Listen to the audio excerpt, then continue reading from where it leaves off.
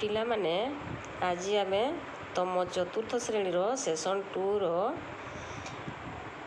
ଗୋଟେ ପୋଏମ୍ ପଢ଼ିବା। ତା ନାଁ ହେଉଛି କ୍ୟାଟ୍ସ ଲିଭ୍ ଏନିୱେର୍। ଦେଖ ମୁଁ ପ୍ରଥମେ ପୋଏମ୍ଟାକୁ ଗାଉଛି, ତୁମେ ମୋ ପଛେ ପଛେ ଗାଇବ। ଦେଖ, cats live anywhere under the table on the chair, cats live anywhere. ଆଉ ଥରେ ଦେଖ, cats live anywhere under the table on the chair, cats live anywhere. ଆଉ ଥରେ ଦେଖ, cats live anywhere under the table on the chair, cats live anywhere.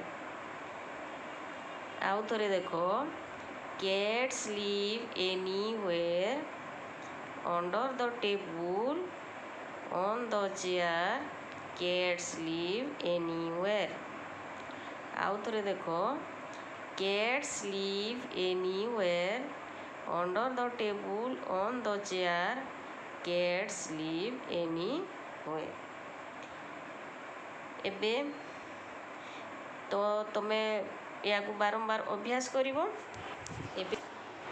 ଏବେ ପିଲାମାନେ ଏଇ ପୋଏମ୍ର ଅର୍ଥ ଆମେ ଜାଣିବା ବା ତାର ମିନିଂଟା ଜାଣିବା। କ୍ୟାଟ୍ସ ମାନେ ଜାଣିଛ ବିଲେଇ ମାନେ, ଲିଭ୍ ମାନେ ହେଲା ବାସ କରିବା, ଏନିୱେର୍ ମାନେ ଯେକୌଣସି ସ୍ଥାନରେ, ଅଣ୍ଡର ମାନେ ହେଲା ତଳେ, ଟେବୁଲ୍ ମାନେ ହେଲା ଟେବୁଲ୍ ବା ମେଜ, ଅନ୍ ମାନେ ହେଲା ଉପରେ, ଚେୟାର ମାନେ ହେଲା ଚୌକି, ଲିଭ୍ ମାନେ ହେଲା ବାସ କରିବେ ଜାଣିଛ, ଏନିୱେର୍ ମାନେ ଯେକୌଣସି ସ୍ଥାନରେ। ଏହାର ଶବ୍ଦର ଅର୍ଥ ତୁମେ ଜାଣିପାରିଲ। ଏବେ ଆମେ ଏଇ ସଙ୍ଗ୍ଟାକୁ ବୁଝିବା। ତ କ୍ୟାଟ୍ସ ଲିଭ୍ ଏନିୱେର୍, ଜାଣିଛ ବିଲେଇମାନେ ଯେକୌଣସି ଜାଗାରେ ରହିପାରନ୍ତି। ତୁମେ ଜାଣିଛ ବିଲେଇ ହେଉଛି ଗୋଟିଏ ଗୃହପାଳିତ ପଶୁ। ସେ ଆମ ଘରେ ଯେକୌଣସି ଜାଗାରେ ମଧ୍ୟ ରହିପାରେ। କ୍ୟାଟ୍ସ ଲିଭ୍ ଏନିୱେର୍, ସେ ଯେକୌଣସି ଜାଗାରେ ରହିପାରେ। ଅଣ୍ଡର ଦ ଟେବୁଲ୍, ସେ ପିକ୍ଚର ଦେଖ ଏଠି, ମାନେ ସେ ଟେବୁଲ୍ ତଳେ ମଧ୍ୟ ରହିପାରେ। ପିକ୍ଚର ଦେଖ ଏଠି, ଟେବୁଲ୍ ତଳେ କେମିତି ବିଲେଇଟା ଅଛି, ସେ ଟେବୁଲ୍ ତଳେ ମଧ୍ୟ ରହିପାରେ। ଅନ୍ ଦ ଚେୟାର, ଏବଂ ଚେୟାର ଉପରେ ମଧ୍ୟ ରହିପାରେ। ଦେଖ ବିଲେଇଟା କେମିତି ଚେୟାର ଉପରେ ଅଛି, ଦେଖ। କ୍ୟାଟ୍ସ ଲିଭ୍ ଏନିୱେର୍, ସେ ବିଲେଇମାନେ ଯେକୌଣସି ଜାଗାରେ ରହିପାରନ୍ତି। ଏମିତିକି ସେ ଗଛ ଉପରେ ମଧ୍ୟ ରହିପାରନ୍ତି, ଛାତ ଉପରେ ମଧ୍ୟ ରହିପାରନ୍ତି। ସେ ଆମ ଘରର ଯେକୌଣସି ଜାଗାରେ ସେ ରହିପାରନ୍ତି।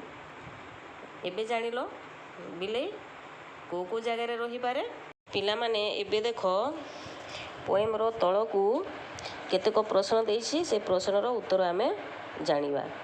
ଦେଖ, ପ୍ରଥମ ପ୍ରଶ୍ନ ଦେଇଛି, ଦେଖ, what is the poem about? ମାନେ ଏଇ ପୋଏମ୍ଟା କାହା ବିଷୟରେ ଅଛି? ତାର ଉତ୍ତର ହେବ କ'ଣ? ଦ ପୋଏମ୍ଟି ବିଲେଇମାନଙ୍କ ଏବଂ ତାର ବାସସ୍ଥାନ ବିଷୟରେ କୁହାଯାଇଛି। ଉତ୍ତର ହେବ the poem is about cats and their living places. ତାପରେ ତ 2 ନମ୍ବର ଦେଖ, ହ୍ୱେୟାର ଡୁ କ୍ୟାଟ୍ସ ଲିଭ୍? ବିଲେଇମାନେ କେଉଁଠି ରହନ୍ତି? ତାର ଉତ୍ତର ହେବ କ୍ୟାଟ୍ସ ଲିଭ୍ ଏନିୱେର୍, ବିଲେଇମାନେ ଯେକୌଣସି ଜାଗାରେ ରହିପାରନ୍ତି। 3 ନମ୍ବର ହେଲା, ଦେଖ, କ୍ୟାଟ୍ସ ଲିଭ୍ ଅଣ୍ଡର ଡ୍ୟାସ୍, ମାନେ ବିଲେଇମାନେ କାହା ତଳେ ରହିପାରନ୍ତି? ତାର ଉତ୍ତର ହେବ cats live under the table, ସେ କାହା ତଳେ ରହିପାରନ୍ତି? ଟେବୁଲ୍ର ତଳେ। The cats live under the table, ସେଠି ଅଣ୍ଡର ଦ ଟେବୁଲ୍ ହେବ। ତାପରେ 4 ନମ୍ବର ଦେଖ, cats live on dash, dash ଜାଗାରେ କ'ଣ ହେବ? କ୍ୟାଟ୍ସ ଲିଭ୍ କାହାର ଉପରେ ରହିପାରେ? Cats live on the chair, dash ଜାଗାରେ ଦ ଚେୟାର ହେବ, ମାନେ ବିଲେଇ ଚେୟାର ଉପରେ ରହିପାରେ। ଏବେ ତୁମେ ଏଇ ପୋଏମ୍ଟା ଭଲ ଭାବରେ ବୁଝିପାରିଲ। ଏବେ ବାରମ୍ବାର ୟାକୁ ପଢ଼ିବ ଏବଂ ସଙ୍ଗ୍ଟା ମନେ ରଖିବ।